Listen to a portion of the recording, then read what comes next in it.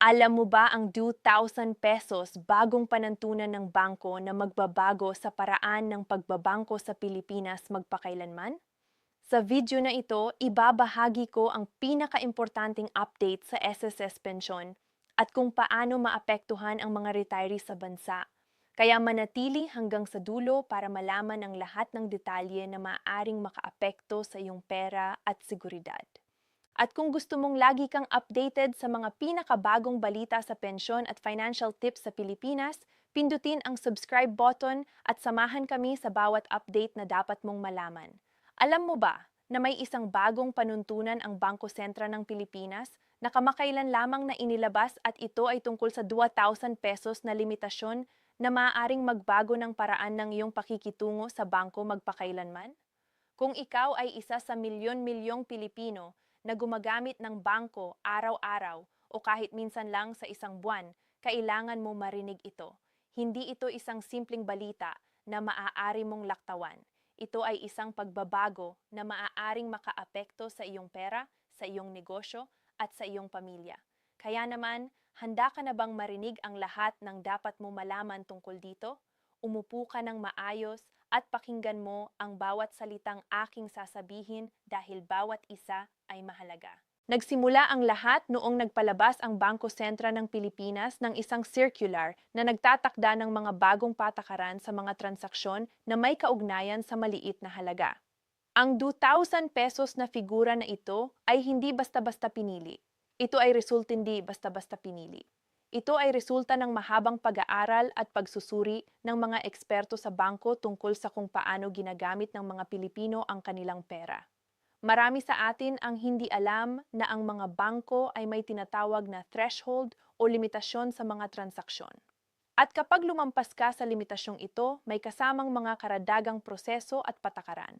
Ang 2,000 pesos ay isang halaga na tila maliit sa tingin ng iba, ngunit sa katotohanan, ito ang halos araw-araw na halaga ng transaksyon ng karaniwang Pilipino. Ang isang nanay na nagpadala ng bayad sa kuryente, ang isang estudyante na nakatanggap ng baon mula sa magulang, o ang isang nagtatrabaho na nag-withdraw para sa pang-araw-araw na gastos. Dahil dito, ang anumang pagbabago na may kaugnayan sa halagang ito ay may malaking epekto sa ating lahat. Ang pangunahing layunin ng bagong panuntunang ito ay ang pagprotekta sa mga mamimili mula sa mga mapaninlang na transaksyon. Sa nakalipas na mga taon, nakita ng Bangko Sentral ng Pilipinas ang pagtaas ng mga kaso ng panuloko sa online banking, e-wallet scams, at iba pang uri ng financial fraud. Wallet scams, at iba pang uri ng financial fraud. Ang mga kriminal ay naging mas matalino at mas maliksi sa kanilang mga paraan at ang pinakakaraniwang target ay ang mga transaksyon na may maliit na halaga dahil ito ay madalas na hindi pinagtutunan ng pansin. Kapag may ninakaw sa iyo ng 200 pesos o 500 pesos, minsan ay hindi mo na ito i-report dahil masyadong maliit. At yun mismo ang sinasamantala ng mga scammer. Nakita ng Bangko Sentral na ang pinakamalaking problema ay hindi ang malalaking transaksyon. Ito ay ang daan-daang maliliit na transaksyon na nagdudulot ng malaking pagkalugi sa mga ordinaryong tao. Kaya naman, ang bagong panuntunan ay naglalayong putulin ang ganitong uri ng panduloko sa pinakasimula nito. Pero hindi lang ito tungkol sa seguridad. Ang bagong patakaran ay may mas malawak na layunin na nauugnay sa financial inclusion o ang pagbibigay ng access sa mga serbisyong pinansyal sa lahat ng Pilipino, lalo na sa mga nasa liblib na lugar. Alam mo bang may milyon-milyong Pilipino pa rin na walang bank account?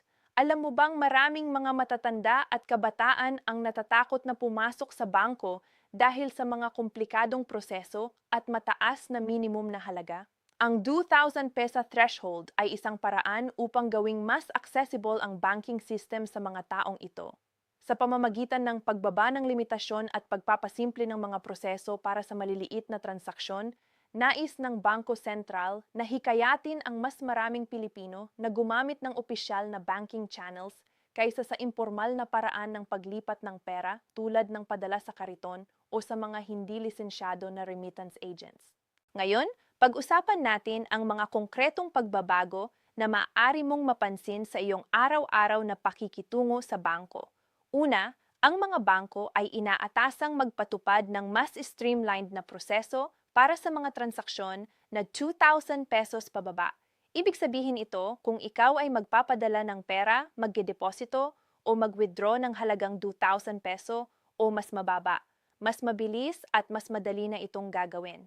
Mababawasan ang mga papeles, mababawasan ang mga tanong at mababawasan ang mga hakbang na kailangan mong gawin. Para sa mga taong madalas na gumagamit ng bangko para sa maliit na halaga, ito ay isang malaking kaginhawahan. Isipin mo na lang ang isang lola na pumupunta sa bangko para mag-withdraw ng 500 pesos para sa kanyang gamot at bayarin. Dati, kailangan pa niyang magpila ng matagal at mag-fill out ng maraming form. Sa ilalim ng bagong panangtunan, mas mabilis na itong magagawa. Isa pa sa mga mahalagang aspeto ng bagong patakaran ay ang tungkol sa Know Your Customer or KYC requirements. Ang KYC ay ang proseso kung saan kini-verify ng bangko ang iyong pagkakakilanlan bago ka payagan na magsagawa ng transaksyon. Sa ilalim ng lumang sistema, kahit na maliit lang ang iyong transaksyon, kailangan mo pa rin dumaan sa buong proseso ng verification. Ngayon, para sa mga transaksyon na 2,000 pesos pababa, nagbabago ang mga requirement. Hindi na kailangang mag-sumite ng maraming dokumento para sa bawat maliit na transaksyon. Sapat na ang isang simpleng pagpapatunay ng pagkakakilanlan para makapasok sa sistema.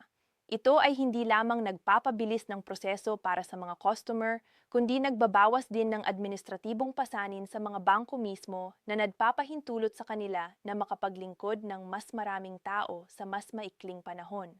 Ngunit hintay, bago mo isiping lahat ng ito ay magandang balita lamang, may mga aspeto ng bagong panuntunan na kailangan mo rin maging maingat. Kailangan mo ring maging maingat. Habang pinapasimple ang proseso para sa maliliit na transaksyon, pinapalakas naman ang monitoring at reporting requirements para sa mga pattern ng transaksyon. Ibig sabihin ito, kung ikaw ay madalas na nagpapadala o tumatanggap ng maraming beses ng 2,000 pesos sa isang araw o sa loob ng maikling panahon, ito ay maaring maging paksa ng pagsisiyasat. Ang mga bangko ay binibigyan ng kapangyarihan na i-flag ang mga transaksyon na mukhang pinaghiwa-hiwalay upang makaiwas sa mas mataas na thresholds. Ito ay tinatawag na structuring or smurfing sa banking terminology at ito ay isang ilegal na gawain.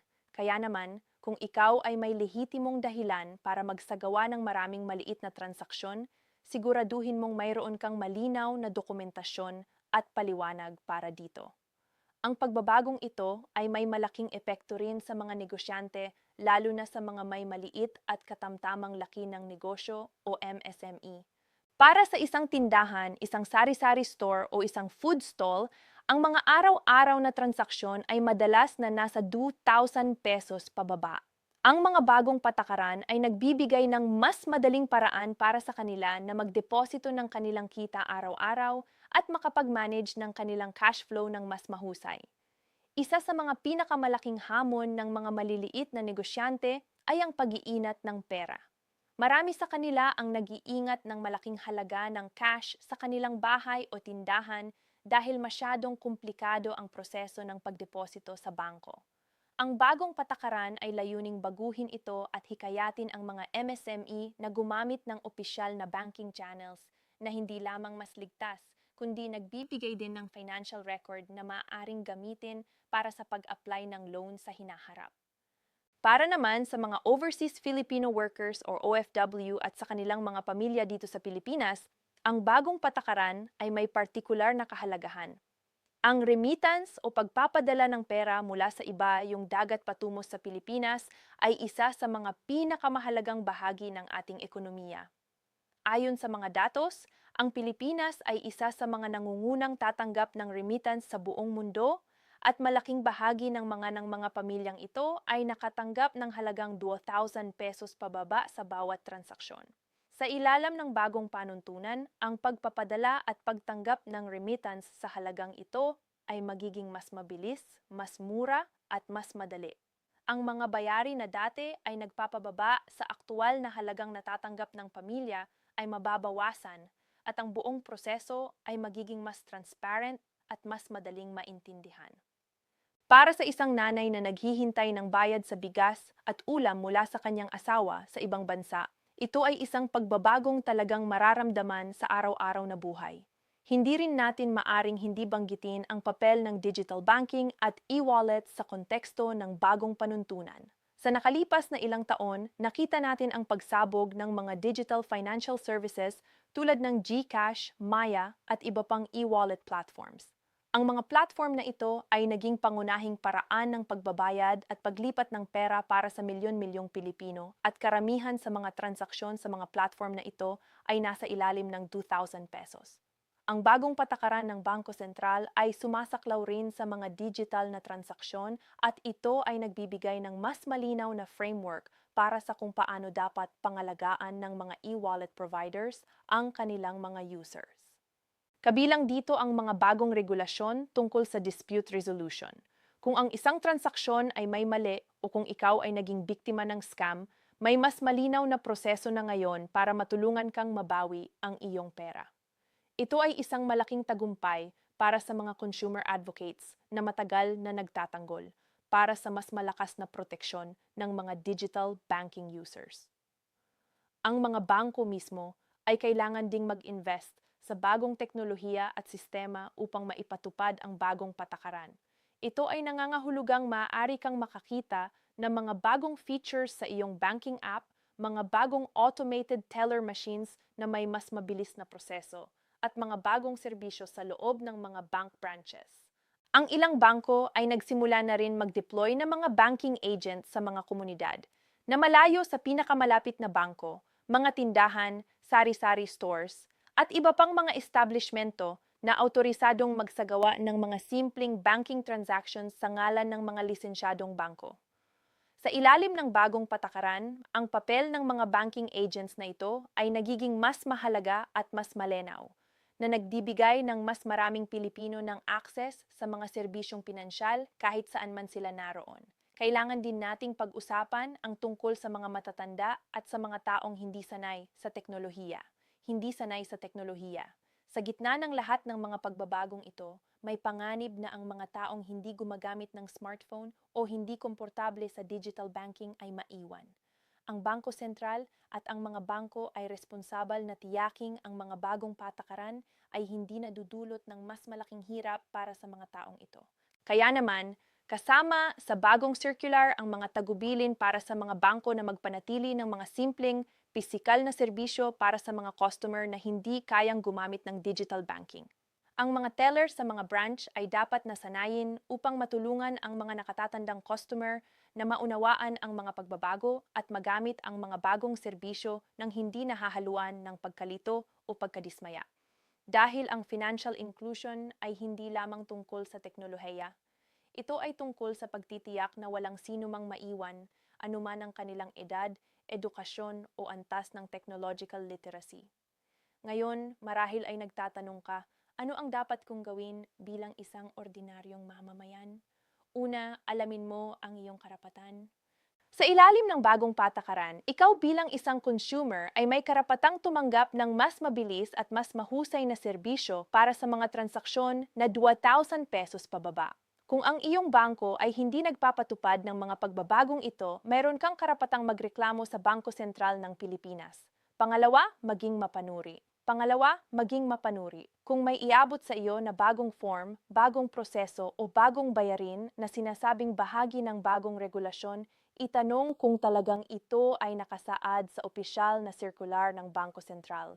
Ang pagbabagong ito bilang dahilan para kumuha ng dagdag na bayarin mula sa iyo.